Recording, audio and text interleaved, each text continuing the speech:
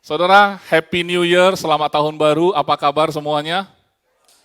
Luar biasa dahsyat. Saudara dilindungi Tuhan selama 2023. Sebenarnya bukan 2023 saja, 2022 ini sebelum-sebelumnya juga dilindungi, amin? Jadi apa yang perlu kita khawatirkan 2024, 2025, 2026 semuanya aman, amin? Aman, amin. Selama-lamanya aman, amin. Iya, amin. Jadi saya bingung mau khotbah apa. Saya sengaja nggak siapkan apa-apa dalam catatan biar saya bebas mengungkapkan apapun karena tema kita tahun ini Heart of the Father, hati sang Bapa, bukan seorang Bapa, sang Bapa, sang ayah kita, ya kan? Karena Bapa kita cuma satu. Memang sang Bapa yang kita sebut-sebut ya, itu adalah sebuah keistimewaan yang hanya ada di dalam hidup orang Kristen. Kalau kita sekedar beragama saja, maka Tuhan tetap Tuhan. Jadi urusan Tuhan sama Adam sama untuk semua manusia. Tuhan begitu ciptakan, jadilah terang itu berlaku untuk semua, betul? Tapi pada saat sudah bicara tentang Nuh, yang lain tidak penting. Kena air bah semua. Yang penting cuma Nuh, betul? Saat dia bicara tentang Abraham, seolah-olah yang disorot Abraham. Yang lain tidak mungkin manusia berkenan di hadapan Tuhan kalau tidak ada iman, kan? Yang ada iman cuma Abraham, betul? Dan itu urusan Tuhan cuma bisa sama Abraham. Tetapi sampai kepada zaman Musa, bangsa Israel, ya kan? Abraham, Ishak, Yakub, bangsa Israel jadi sebuah bangsa yang dipilih Tuhan. Urusannya karena memang ada urutannya sih. Adam ada urutan ke Nuh, ya pasti anaknya, keturunannya. Nuh pasti ada keturunannya, salah satunya ya Abraham. Abraham punya keturunan, salah satunya yaitu turun sampai ke bawah jadi Israel sebuah bangsa. Dan urusan Tuhan sama bangsa Israel kayaknya spesial sekali. Disebut sebagai bangsa pilihan. Bayangkan nih, kalau zaman bangsa Israel dan diberikan hukum Taurat, maka yang berhak untuk menjalankan hukum Taurat hanyalah bangsa Israel. Jadi supaya bisa tinggal di dalam perjanjian lama pun, kamu harus lahirnya pas sebagai bangsa Israel. Kalau lahirnya bukan Israel, maka Anda disebut Gentiles. Gentiles itu apa? Bangsa lain yang bukan Israel. Anda mau coba jalankan hukum Taurat pun Anda tidak berhak. Jadi pada saat itu Anda harus lahirnya tepat. Lahirnya harus benar. Kalau sudah benar, kelakuannya harus benar. Tindakannya harus benar karena ada hukum Taurat. Jadi bangsa Israel itu kalau tidak melakukan hukum Taurat dengan benar, binasa juga. Padahal bangsa pilihan. Tapi pada saat Yesus sudah datang, saudara, ternyata itu adalah klimaksnya dari kasih Tuhan. Ya. Kita kan bulan 12 merayakan Natal. Dan setiap kali perayaan Natal akan muncul Yohanes 3 ayat 16 yang kita hafal semuanya, betul enggak? Karena begitu besar kasih Allah. Karena begitu besar saya mencintai istriku, lahirlah Ken. Tapi Kelly dulu deh. Karena saya mengasihi istriku, lahirlah Kelly.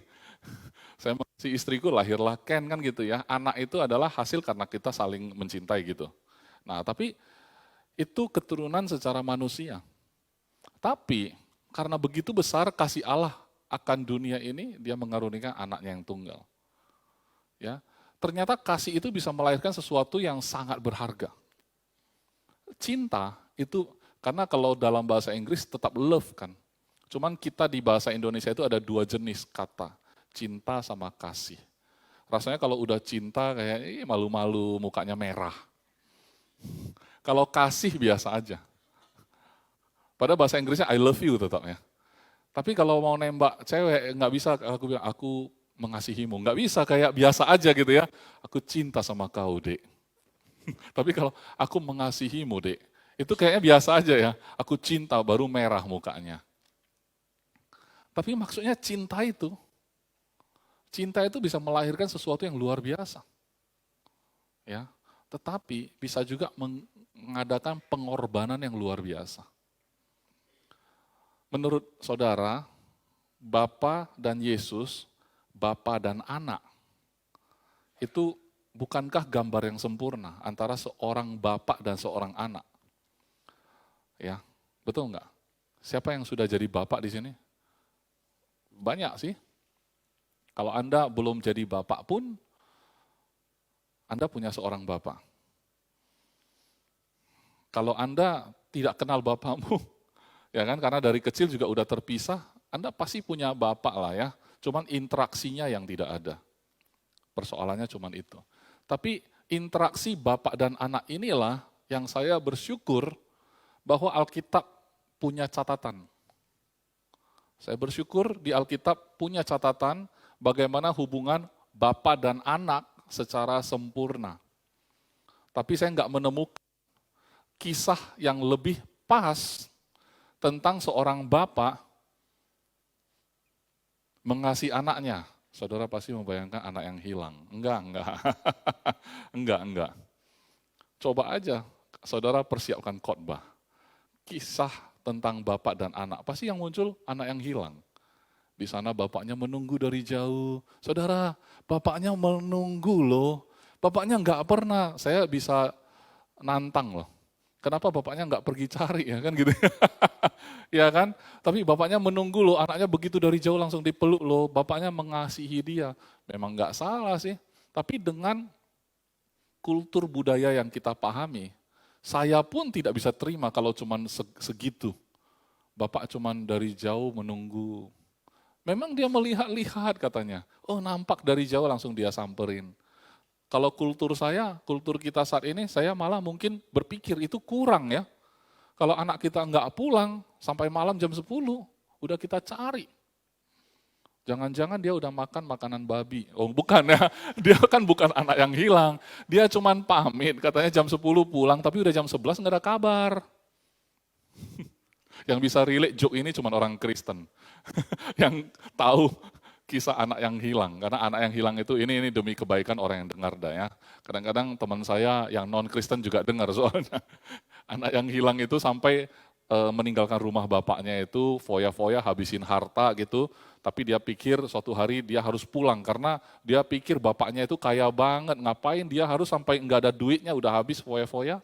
Makanan babi pun dia mau ambil itu pun nggak dikasih orang. Sedih banget ya. Dia pulang bapaknya tetap terima. Nah maksud saya oke itu satu cerita. Tapi cerita tentang kita dan anak kita hari ini. Janji pulang jam 10, jam 11 belum pulang juga sudah mulai tanya, sudah sampai mana. Sherlock live location, supaya tahu masih jauh atau sudah dekat. Wah, Dedi, bateraiku tinggal 5%, khawatir loh anak. Orang tuanya mulai khawatir. Kenapa? Karena si bapak punya keterbatasan. Jadi susah ngambil contoh, hubungan bapak dan anak yang sempurna di dunia ini, susah sekali. Jadi tenang saja saudara, kalau saudara bilang, saya enggak seberuntung anak si A, anak si B, dia punya bapak yang baik, ya saya kan enggak usah terlalu kuat. Ya, sayang beberapa minggu yang lalu saya khotbah di sini kan enggak sempat direkam. Rekamannya ada tapi kurang bagus sehingga tidak ditayangkan. Jadi saya berkesempatan khotbah di GBC di Jakarta. Ya udah saya khotbahkan yang sama, direkam, yang sudah bisa dipublikasi gitu ya. Nah di sana lumayan saya menjelaskan tentang kalau orang ada kekosongan, saya tidak merasakan kasih Bapa, nggak apa-apa. Izinkan tempat kosong itu diisi oleh Bapa kita yang sempurna. Ya. Orang yang punya Bapa yang sempurna pun tidak perlu jadikan itu sebagai patokan seolah-olah Bapa di surga kayak begitu. Walaupun Bapaknya baik. Karena Bapa di surga jauh lebih baik dari itu. Saudara bersyukur punya papa yang sangat sayang sama kamu, bagus, enjoy, ya, nikmati itu, enggak apa-apa. Tapi saya mau kasih tahu, Bapa di surga jauh lebih dari itu. Itu pun kita nggak jadikan patokan, apalagi kamu tidak punya gambar Bapa di dunia yang baik. Kabar baik untuk Anda, amin. Jadi mana itu cuplikan yang saya bilang di Alkitab, kita punya catatan bagaimana hubungan Bapa dan anak yang baik. Di Alkitab tetap saya akan pakai pribadi Yesus. Saudara tahu nggak, kalau pribadi Yesus, catatan tentang dia bicara sama Yusuf, bapak duniawinya, ada nggak? Hah? Nggak ada ya. Nanti coba cari-cari. Waktu pulang, buka Alkitab. Yesus bicara sama Yusuf berapa kali? Ada ngobrol nggak?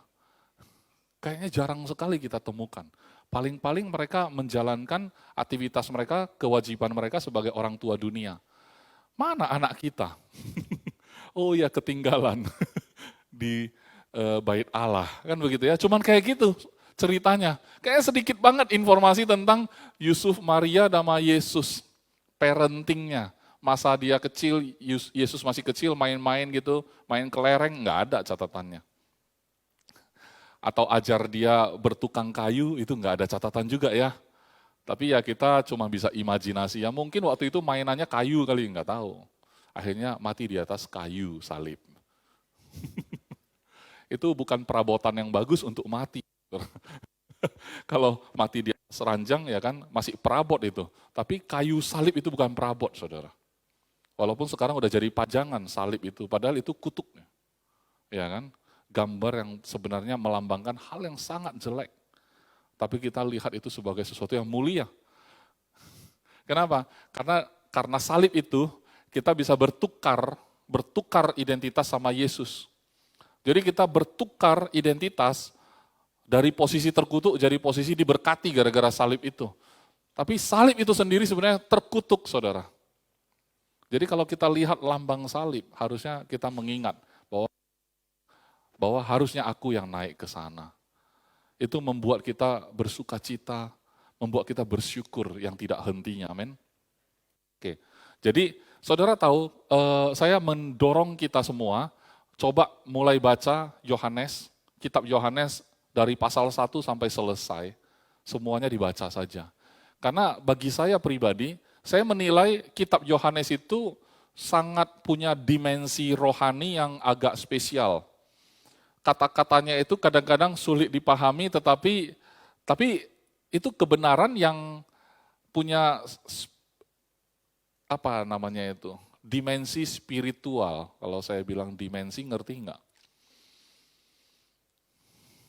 Kalau misalnya kita bilang 2 dimensi, itu cuma gambar yang bisa kita lihat. Nggak bisa disentuh, gambar itu 2 dimensi. Kalau 3 dimensi, gambarnya bisa kita sentuh. Oh ini menonjol, ya kan? Ini bentuknya apa, bisa kita sentuh. Kalau udah 4 dimensi, udah bisa dicium juga, baunya kayak apa.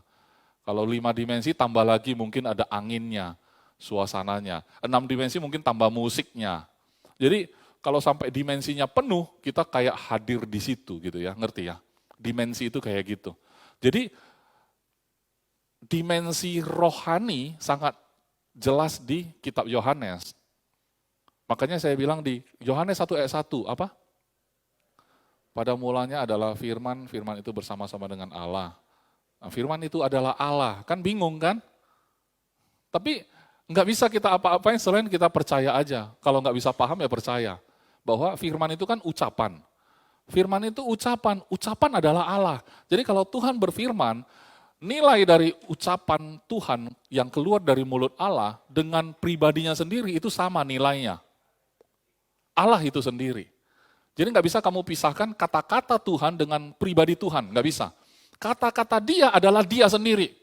Jadi kalau firmannya dikirim, dia akan balik dengan sempurna. Amin. Tapi Yesus adalah firman yang jadi manusia. Saat firman itu hampir balik ke Bapa, ada catatan di Yohanes 17. Yohanes 17, satu pasal.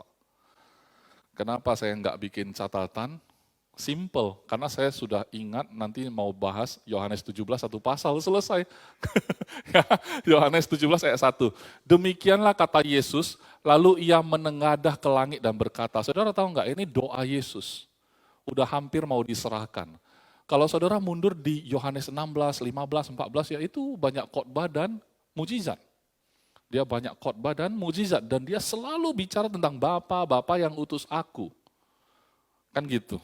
Tidak percayakah kamu? Kan begitu. Kemudian membangkitkan Lazarus dan dia mempermuliakan Bapa dengan semua apa yang dia kerjakan. Nah, di Yohanes 17 itu adalah doa dia di akhir-akhir sudah mau ditangkap dan diserahkan. Jadi dia masih sempat berdoa demikian dan ini tercatat. Bagi saya luar biasa orang yang bisa catat ini. Kayaknya nguping ini. Yesus bicara, dia nguping. Dia lihat, dia nguping. Kan gitu ya. Berarti dia hadir di situ secara dimensi. Makanya dia bisa tuangkan. Karena ditulisnya, demikianlah kata Yesus, lalu ia menengadah ke langit dan berkata, Bapa, telah tiba saatnya. Permuliakanlah anakmu, supaya anakmu mempermuliakan engkau. Coba kita resapi sebagai kata-kata intim antara seorang anak dan seorang bapa. Ya, Yesus itu tidak pernah sedetik pun tidak terhubung sama Bapa. Kalau kita dikasih identitas sebagai anak, tapi kalau saya tanya kesadaranmu tentang engkau adalah anak Allah, kesadaranmu 1 hari 24 jam, berapa jam kamu sadar bahwa kamu anak Bapa? Kalau enggak tahu cara jawabnya, lihat saja kelakuanmu. Ya kan? Lihat saja kelakuanmu, karena itu buah dari apa yang kau sedang yakini. Kalau kamu merasa kamu anak Bapa, banyak hal-hal yang harusnya tidak kamu lakukan. Tapi ini bukan khotbah untuk menghakimi saudara. Bukan membuat Anda tertekan. Oh iya pastor, betul, itu kayak aku itu betul. Ya kan? Tapi yang saya mau bilang adalah kalau kamu sadar bahwa kamu adalah anak dari Bapa di surga, kesadaranmu itu penuh, pada saat itu banyak hal-hal yang enggak kamu kerjakan. Tapi sebaliknya, mungkin sudah banyak yang kau lakukan juga. Kalau kamu hidup dalam kesadaran itu. Paham enggak maksud saya? Pekerjaan-pekerjaan baik tentu engkau akan lakukan tanpa ragu. Kalau engkau sadar itu. Tapi pekerjaan-pekerjaan buruk, dosa dan turunannya, tidak engkau lakukan. Kalau engkau sadar penuh. Tapi kadang kan kita itu karena tidak dihukum lagi, sadar enggak sadar kita suka mabuk kan, setengah sadar. Pastor saya tahu saya anak Allah, tapi kesadarannya setengah. Bukankah seperti itu orang mabuk? Setengah sadar. Ya kan? Kalau kesadarannya enggak penuh ya mabuk. Antar sadar enggak. Saya ini anak Bapak, saya tahu saya anak Bapak, Pak. Ya. Tapi setengah sadar. Kalau kita sadar penuh mungkin enggak kita lakukan begitu. Saya kasih tahu saudara, Yesus dalam kesadaran yang paling penuh. Saya enggak bisa pakai contoh yang lain. Saya pakai Abraham mabok juga dia. Musa mabok dia. Kasih contoh saya tokoh Alkitab. Pada mabok semua. Betul tidak? Kita pemabok. Betul tidak? Mabok semua. Cuman saya yang bisa kasih contoh begitu ya. Hari ini kita baca seperti ini. Yesus menengadah ke langit dan dia berkata begini, Bapa telah tiba saatnya. Saya ingat di Taman Getsemani, dia masih mengungkapkan, lalukan cawan ini. Tapi bukan kehendakku. Itu adalah cuplikan hubungan bapak dan anak. Bapak dan anak memang harusnya begitu loh. Apapun yang engkau rasakan, engkau bisa cerita. Betul enggak? Yesus sudah tunjukkan ke saudara dan saya. Bahkan dia enggak pengen jalani itu. Dia pun cerita, tetapi luar biasanya kesadaran dia penuh. Memang dia lahir untuk itu. Oleh sebab itu dia mengatakan, bukan kehendakku. Pada poin itu, saya merasa, saya coba empati. Waktu Yesus mengatakan, lalukan cawan ini, bukan kehendakku. Sebenarnya kehendak kita itu juga enggak pengen menghadapi cawan itu, betul enggak? Itu kayak Yesus mewakili kita, lalukan cawan ini, Bapak. Tapi karena dia punya pilihan, ketetapan, karena dia Tuhan sendiri. Dia tahu dia harus lakukan itu. Doa Yesus bagi saya adalah kayak firman Tuhan yang sudah dikirim ke dunia, firman jadi manusia dan ini hampir diserahkan, nanti mati, dikuburkan, 3 hari kemudian bangkit, 40 hari naik ke surga duduk sebelah kanan Allah Bapa. Pernah dengar baca firman yang kalau firman Tuhan sudah keluar, dia tidak akan kembali sia-sia. Yesus kembali tidak sia-sia. Tapi saat dia mau selesaikan tugasnya, dia berdoa begini. Ayat 2, sama seperti engkau telah memberikan kepadanya. Kepada siapa? Sama seperti Bapa telah memberikan kepada Yesus kuasa atas segala yang hidup. Demikian pula ia akan memberikan hidup yang kekal kepada semua yang telah engkau, yaitu Bapa ya, berikan kepada Yesus, kepadanya. Jadi Yesus mengklarify, bukan tujuannya seolah-olah ngomong ini mengingatkan Bapak. Enggak. Saudara tahu enggak kenapa Alkitab tercatat? Omongan Yesus kepada Bapa bukan itu yang menentukan nasib, nasib Yesus, bukan. Yesus sebagai anak di ayat-ayat ini, Bapa sebagai Tuhan, Bapa dan anak. Apa yang Yesus doakan pada saat itu, kepentingannya bukan Bapa dan anaknya untuk saudara dan saya bisa baca, saudara. Ngerti enggak, saudara? Ya, ini kayak rahasia keluarga dikasih tahu ke kita. Bahwa itu ternyata rencananya. Dan ternyata aku ada dalam kisah dia. Itu maksudnya. Kenapa Alkitab tersedia bagi kita. Itu adalah wujud dari kasih Tuhan kepada kita.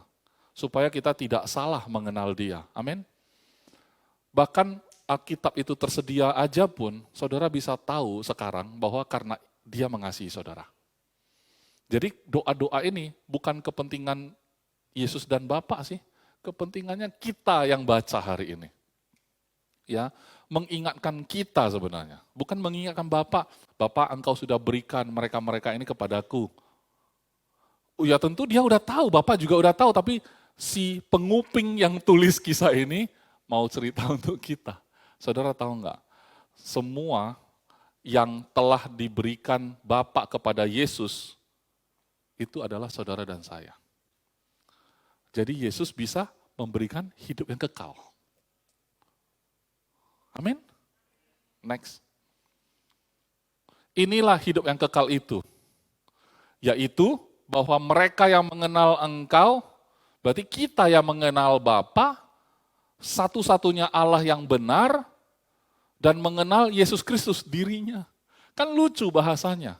Memang untuk kita baca, saudara. Ya kan? Ken aja nggak pernah bicara sama saya, Dedi, saya pengen begini-begini supaya Ken, enggak ada yang bilang gitu, supaya Ken rasanya senang. Enggak, supaya aku senang, Dedi, itu oke. Enggak pernah dia sebut namanya sendiri. Kalau inilah hidup yang kekal itu, yaitu bahwa mereka mengenal engkau, satu-satunya Allah yang benar, dan mengenal Yesus Kristus, kan lucu. Yang telah engkau utus. Itu kepentingan untuk kita kalimatnya, udah jelas. Udah jelas. Jadi saudara punya hidup kekal enggak? Kan Yesus mau beri hidup kekal ke kita, rupanya hidup kekal itu adalah mengenal Bapa. Ingat ya, mengenal engkau. Yesus lagi bicara sama siapa? Bapa. Kalau enggak percaya, supaya clear, ayat 1 balik. Dia lagi berdoa, Bapa telah tiba. Ya kan gitu, mengenal engkau berarti mengenal Bapa. Itu hidup kekal. Wah, saya bisa bayangkan, kita ini anak-anak Tuhan ya. Suatu hari pada saat kita harus ketemu Bapa langsung itu di surga, kita pikir akan lihat wajah Yesus yang ganteng, akan lihat penampakan Yesus yang sempurna. Ternyata kita akan ketemu Bapa.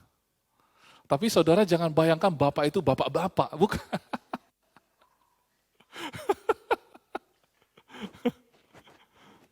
Kalau Kelly dia bilang, saya senang sih.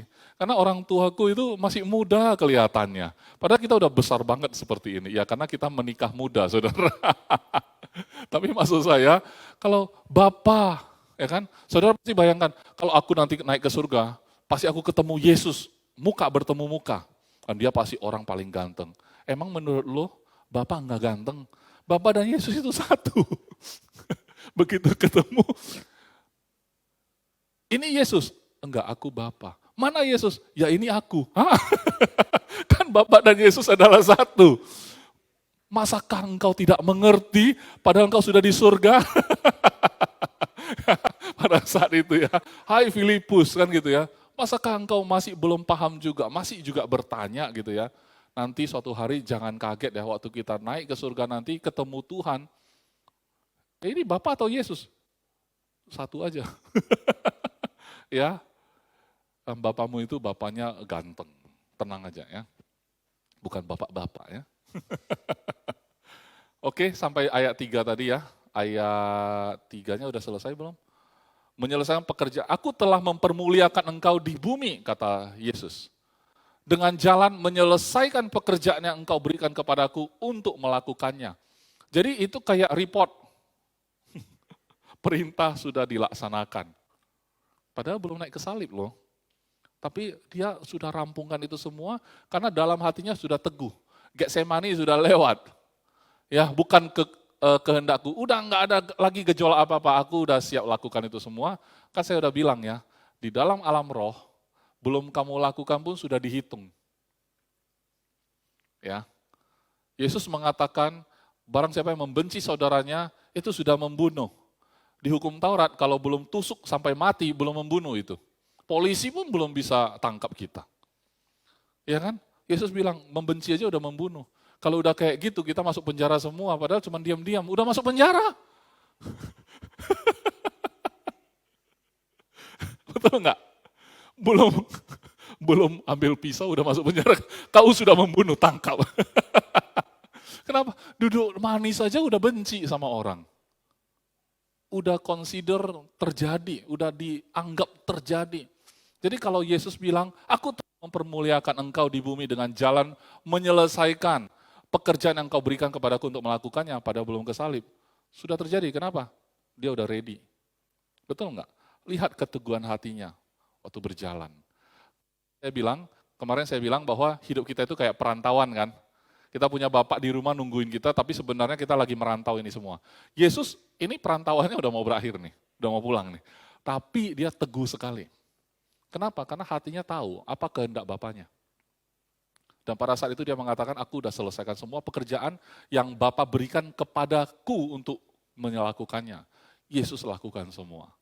Siapa lagi yang mau kita kasih contoh dari Alkitab? Enggak ada, cuman Yesus.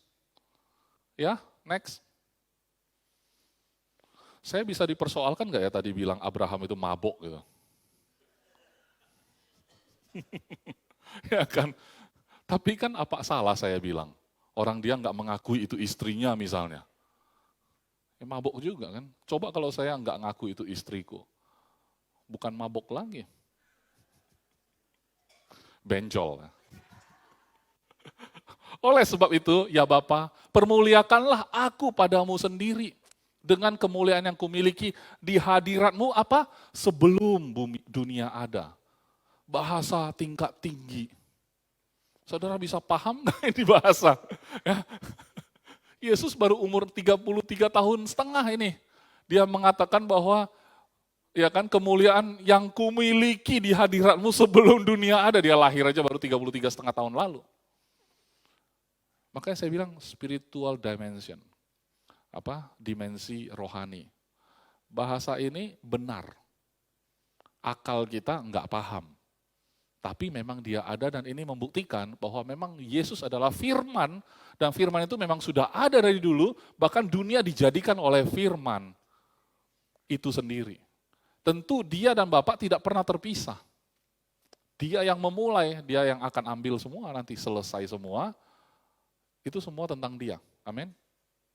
Tapi semua tentang dia ada kamu di dalamnya. Semua tentang dia ada kamu di dalamnya. Ada kamu. Kamu juga. Kamu. Kamu. Kamu. Oke. Kemudian ayat 6, aku telah menyatakan namamu. Nama siapa? Bapa. Kepada semua orang. Jadi pelayanan Yesus all about Bapa. Dia beritakan Bapa yang mengutus aku. Bahkan orang puji-puji dia, mau sembah dia pun dia bilang Bapa. Betul nggak? Dia nggak pernah ambil kredit itu, walaupun dia dan Bapa adalah satu. Tapi sengaja dia mau kenalkan Tuhan sebagai Bapa. Bapa semua, Bapa. Ya, yang engkau kepada semua orang yang engkau berikan kepadaku dari dunia. Mereka itu milikmu. Udah dibilang Bapa kasih ke dia, tapi mereka itu semua milikmu. Jadi kalau kita nggak kenal Bapa, kita cuma kenal Yesus kan aneh. Kita bukan orang Kristen. Kalau katanya kita orang Kristen cuma kenal Yesus, justru Yesus memperkenalkan kita kepada Bapa. Kita nggak kenal-kenal. Jadi jangan bilang, kamu kenal Ken, kalau belum tahu bapaknya si Ken siapa. Tapi nggak mungkin kamu kenal saya kalau nggak lewat Ken, gitu kira-kira. Kan gitu ya. Pastor Iskandar begini. Udah konfirmasi nggak sama Ken? Siapa tahu saya bohong. Pak Iskandar itu orangnya lucu. Gitu. Coba konfirmasi dulu sama Ken. Ken sih nggak rasa lucu. Kalau ada joke yang tiba-tiba muncul, saya tanya dia, lucu nggak kan kalau saya bilang begini? Ya dia bilang, ya lucu kalau tahun 80-an. Sekarang sih udah nggak lucu. Oh iya ya, saya udah tua ya. Kalau tahun 80-an sih lucu itu ya. Oke, habis itu mereka itu milikmu dan engkau telah memberikan mereka kepadaku. Dan mereka telah menuruti firman Bapa, firmanmu. Berikutnya ayat 7. Sekarang mereka tahu bahwa semua yang engkau berikan kepadaku itu berasal daripadamu. Sudah, berarti clear ya.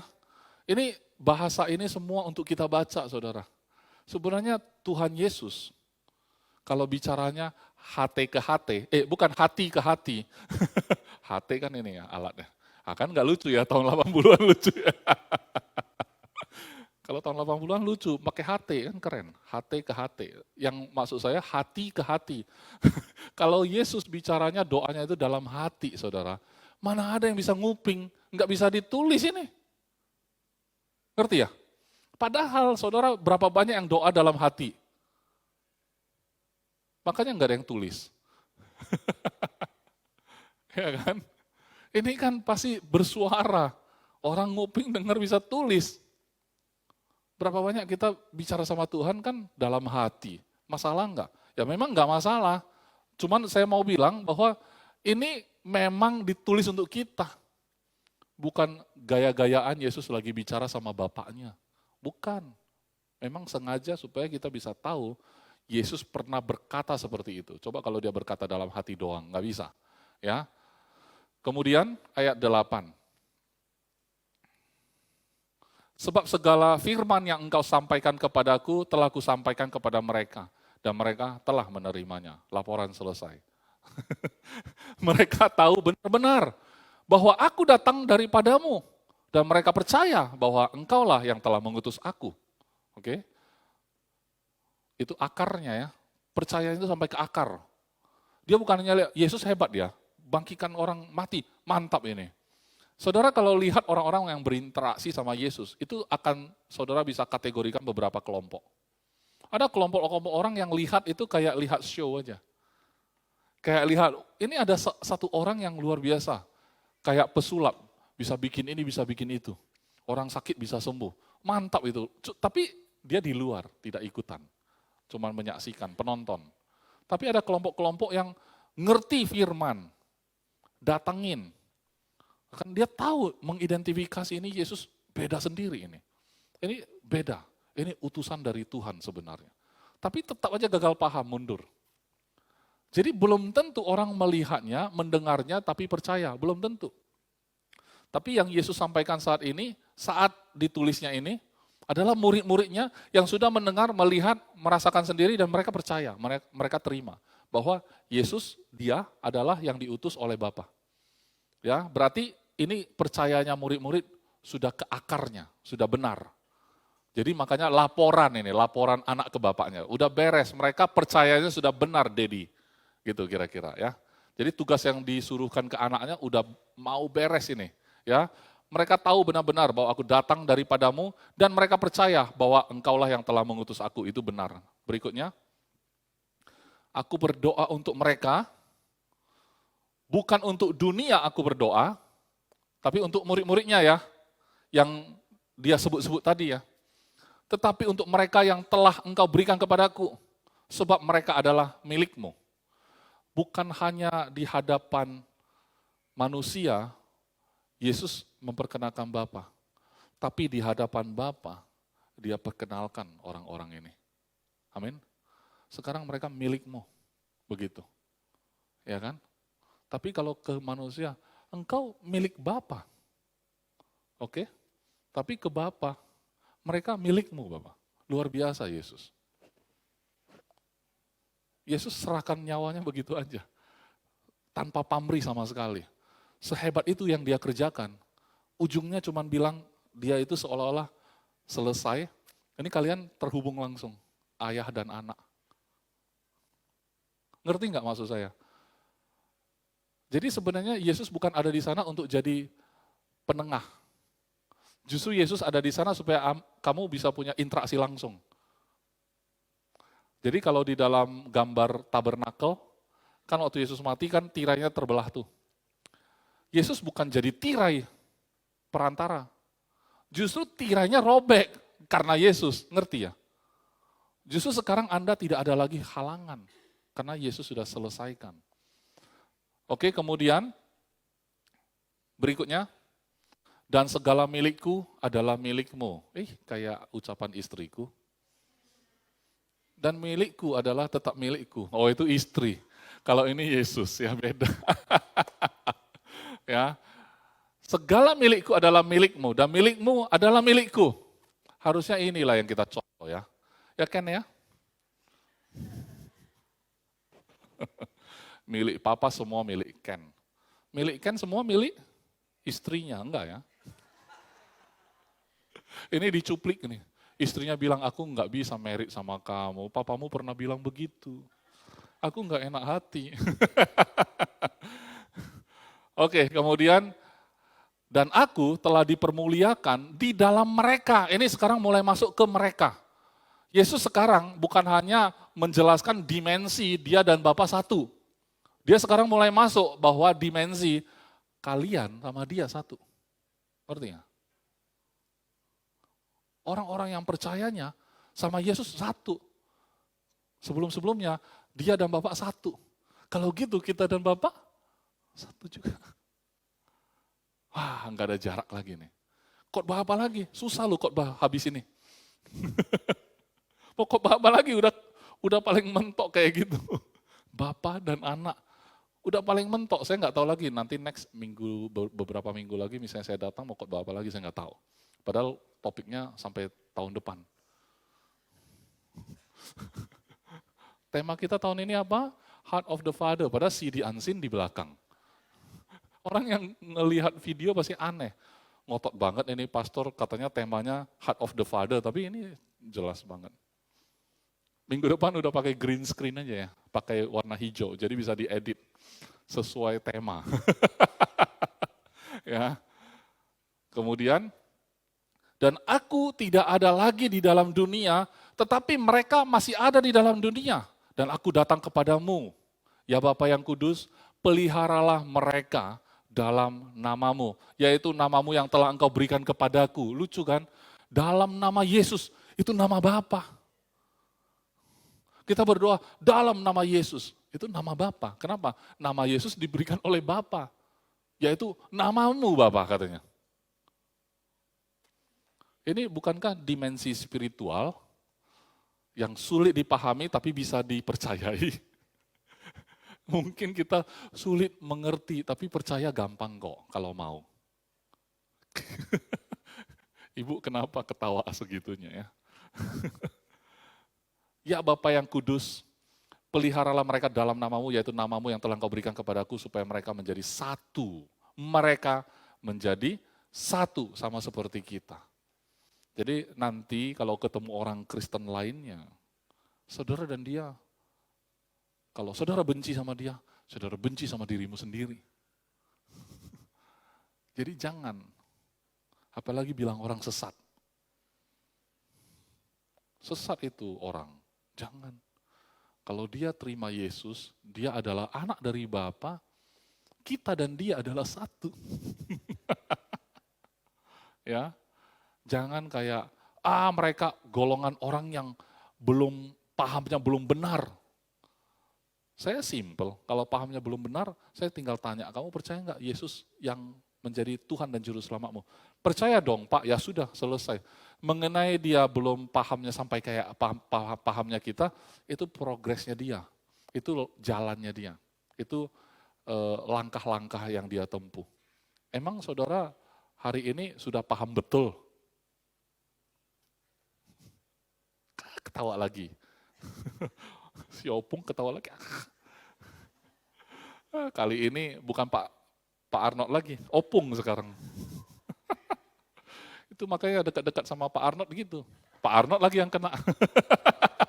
Berikutnya. Selama aku bersama mereka, aku melihara mereka dalam namamu. Lucu kan? Ini kan untuk kita baca. Bukan Bapak nggak tahu, Bapak tahu. Kita baca, oh ternyata waktu Yesus melakukan pelayanan di atas muka bumi, Yesus bisa jaga-jaga mereka itu dalam nama Bapa. Ya, yaitu namamu yang telah engkau berikan kepadaku. Aku telah menjaga mereka dan tidak ada seorang pun dari mereka yang binasa. Selain daripada dia yang telah ditentukan untuk binasa. Hayo. Saudara masuk enggak di dalam? Ditentukan untuk binasa. Enggak lah. Ya, enggak. Jangan benci seorang. Aku harap kau termasuk sana. Ya kan? Supaya genaplah yang tertulis dalam kitab suci. Memang sudah ada orang-orang yang memang nggak bisa mau diapain. Gitu loh. Orang suka bilang, kamu itu pastor, bicara itu harus bisa diterima semua kalangan dong. Itu bohong. Yesus bicara aja nggak semua percaya. Betul nggak? Yesus saja fokus sama orang-orang yang dia sebut tadi itu, tetapi habis itu di belakangnya banyak orang. Kita nggak bisa lebih hebat dari Yesus. Seolah-olah kalau kita bicara harus semua orang itu bisa paham. Yesus bicara berapa banyak orang nggak paham. Udah bertemu muka pun nggak paham. Masa kita bisa bikin orang paham? Berarti kita lebih hebat dari Yesus. Nggak mungkin. Tapi kalau ada, saudara tahu bukan diri saudara. Amin. Ya. Kemudian, tetapi sekarang aku datang kepadamu, Bapak ya. Dan aku mengatakan semuanya ini sementara aku masih ada di dalam dunia, supaya penuhlah sukacitaku di dalam diri mereka. Yesus pada saat itu saya bisa empati sedikit ya, kalau bicara tentang murid-muridnya dia sukacita gitu. Pertanyaan saya, apakah murid-muridnya sempurna? Udah pasti enggak, dia kan tahu habis ini dikhianati. Tapi sukacitanya penuh. Semuanya ini sementara aku masih ada di dunia, aku mengatakan semuanya ini sementara aku masih ada di dunia, di dalam dunia, supaya penuhlah sukacitaku di dalam diri mereka. Mikirin murid-muridnya. Berikutnya, aku telah memberikan firman-Mu kepada mereka dan dunia membenci mereka. Karena mereka bukan dari dunia, sama seperti aku, bukan dari dunia. Berarti dia mengidentifikasikan orang-orang percaya, orang-orang yang jadi muridnya pada saat itu, yaitu saudara saya hari ini, adalah sama dengan Yesus, bukan dari dunia.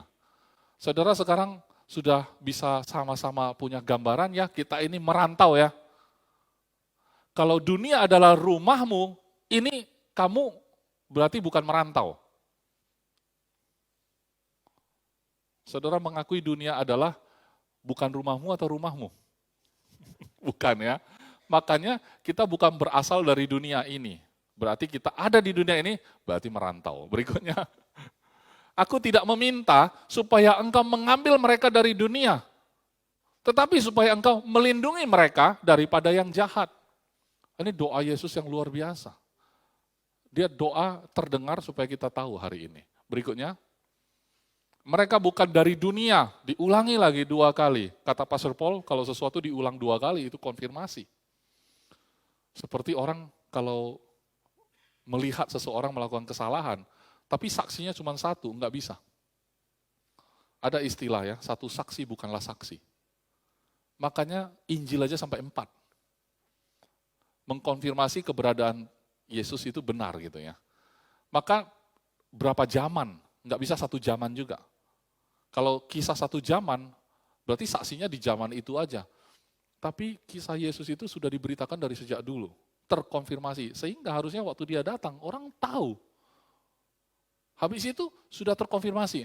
Sekarang dia sudah naik ke surga juga. Kita sekarang sudah jauh di sana. Itu sejarah. Sejarah yang sudah terkonfirmasi. Kan gitu. Tinggal kita percaya saja. Ya, dikonfirmasi mereka bukan dari dunia, sama seperti aku bukan dari dunia. Berikutnya, kuduskanlah mereka dalam kebenaran. Firman-Mu adalah kebenaran. Jadi kita dikuduskan dengan firman. Itu bahasa sederhananya. Kuduskanlah mereka dalam kebenaran. Firman-Mu adalah kebenaran. Berarti kan firman Tuhan yang menguduskan kita. Jadi orang kudus, makanannya adalah firman. Kalau dia nggak ketemu firman, dia itu seperti ada yang kurang gitu ya. Kayak kita lah, habis ini kan harus makan kan. Sama seperti engkau telah mengutus aku ke dalam dunia, saudara lihat ya. Dia bilang, sama seperti Bapa sudah utus dia ke dalam dunia, demikian pula aku, kata Yesus, telah mengutus mereka ke dalam dunia.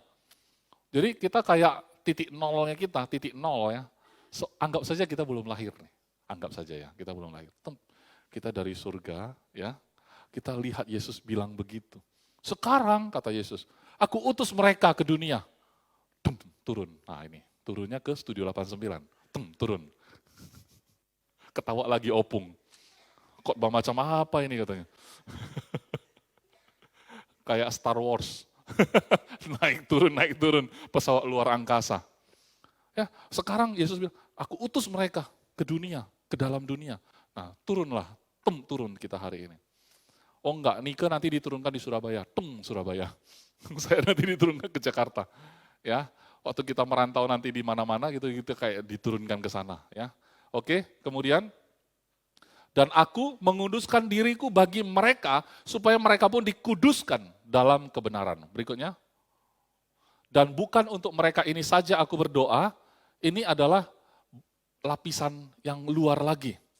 Bukan untuk mereka ini saja ya, aku berdoa, tetapi juga untuk orang-orang yang percaya kepadaku oleh pemberitaan mereka. Lingkaran luar. Bukan ring 1 aja dia doakan, ring 2 pun didoakan. Ring 3 nanti, kan kita habis beritakan, ada orang terima ya, mereka pun sudah didoakan Yesus. Kita kan kalau doa kan untuk kita aja. Dalam nama Yesus, inilah permintaan kami. Dengar doa kami Tuhan. Dalam nama Yesus. Amin. Apa isinya? Tuhan berkatilah kami. Pada hari ini kami bersyukur ya kan anak kami, anak kami, istri kami. Semua tentang kita. Yesus berdoa untuk mereka dan orang-orang yang percaya kepadaku oleh pemberitaan mereka lagi. Wah, luar biasa Yesus. Ya. Untung tertulis gitu. Jadi kita bisa belajar. Kalau nggak tertulis kita kan bingung ya kalau Yesus berdoa kayak apa. Ya kan? Oke, berikutnya. Supaya mereka semua menjadi satu. Orang yang tadi terima Yesus oleh karena pemberitaan mereka tadi. Itu pun satu, menjadi satu mereka. Sama seperti engkau ya Bapa. Di dalam aku dan aku di dalam engkau. Agar mereka juga di dalam kita ujung-ujungnya. Ya, supaya dunia percaya bahwa engkaulah yang telah mengutus aku. Masih ada? Dan aku telah memberikan kepada mereka kemuliaan yang engkau berikan kepadaku. Jadi Yesus itu nggak pernah menahan. Jadi kalau ditanya, kalau guru kungfu, silat, itu biasanya kan ada pertama itu apa itu? Sabuk apa, warna apa itu yang paling rendah? Putih. Habis itu Putih, biru, coklat. Kok perempuan yang tahu? Kuning. Kuning ada kuning. Kuning duluan, baru coklat. Di atas putih, oh putih, kuning, biru.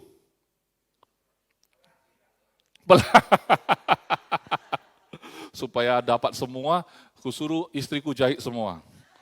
Ikat langsung, tap semua ada. Ya. Tapi untuk apa aku bahas itu? Oh, kalau kita kadang-kadang kita suka urut-urut begitu.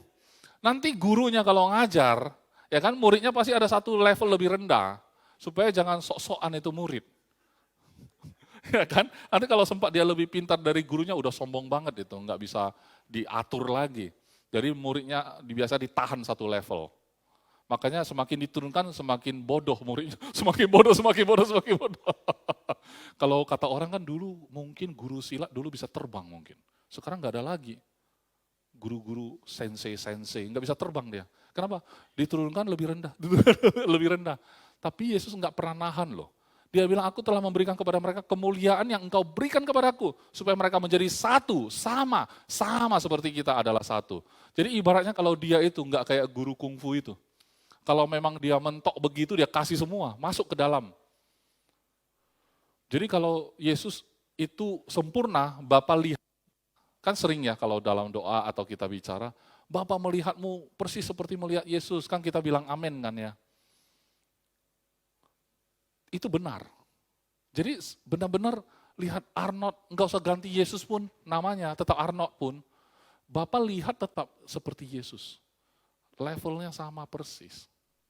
Satu, sama seperti kita adalah satu.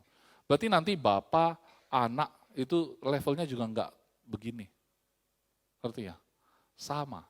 Waktu kita dalam mereka, maksudnya Bapa dan anak, kita kan dalam mereka, ada satu juga. Sama kok, sama, tetap sama. Enggak ada level lebih rendah. Amin. Ya. Kalau kalian bilang Ken kurang berharga dibanding saya, awas kalian. Enggak boleh turunkan derajat. Ya kan? Menghina anak saya berarti menghina saya, kan begitu. Tapi kalau kalian mau senangkan hati saya, senangkan aja hati dia. Saya senang pasti. Semoga bakal menantuku bisa dengar ini. Saya pernah bilang loh, bahwa kalau kita mau mencintai istri kita, ya kan, sebenarnya sayang aja sama anaknya dia. Pasti dia merasa sama gitu loh. Kenapa? Kita ngelihat anak kita diperlakukan kayak apa, kita sama kan. Dihina, kita terhina. Betul enggak? Kalau dipuji orang, kita senang kan. Sama, seperti itu. Ya. Berikutnya, aku di dalam mereka dan engkau di dalam aku, ulang-ulang terus. Ya. Sampai saya lapar. Supaya mereka sempurna menjadi satu. Agar apa? Agar dunia tahu bahwa engkau telah mengutus aku dan bahwa engkau mengasihi mereka. Sama seperti engkau mengasihi aku. Selesai kan? Berikutnya. Manapun aku berada, mereka juga berada bersama-sama dengan aku. Mereka yang telah engkau berikan kepadaku, engkau agar mereka memandang kemuliaanku yang telah engkau berikan kepadaku. Sebab engkau telah mengasihi aku sebelum dunia dijadikan. Saudara, ini sebenarnya menjelaskan kepada kita sebentar. Aku berada di mana, mereka juga berada. Makanya kalau Pastor Paul suka bilang, Yesus sekarang ada di mana? Sebelah kanan Allah Bapa. Berarti kita ada di sana. Karena di tempat kau berada, oh itu bintang kecil. Sebenarnya itu Yesus. Di mana dia ada, kita ada. Ya. Jadi sekarang Yesus ada di hati Bapa enggak? Kalau ada, saudara juga ada. Heart of the Father. Ada engkau di dalamnya. Berikutnya, semoga ini yang terakhir. Ya Bapa yang adil. Iya. Atau ada lagi, coba next dulu. 27 enggak ada? 26 aja. Oke, 25 deh. Ya Bapa yang adil, memang dunia tidak mengenal engkau. Tetapi aku mengenal engkau. Dan mereka ini tahu bahwa engkaulah yang telah mengutus aku. Jadi mereka itu enggak seperti dunia. Mereka kenal engkau. Dunia enggak kenal, tapi mereka kenal. Jadi saudara dan saya kenal. Ya, oke. 26, Dan aku telah memberitahukan namamu, nama Bapa, kepada mereka, saudara dan saya. Dan aku, Yesus, akan memberitahukannya supaya kasih yang Bapa berikan kepada Yesus ada di dalam kita ya sekarang, dan Yesus juga ada di dalam kita. Amin. Selesai. Biar bisa makan kita. Mari kita bangkit berdiri.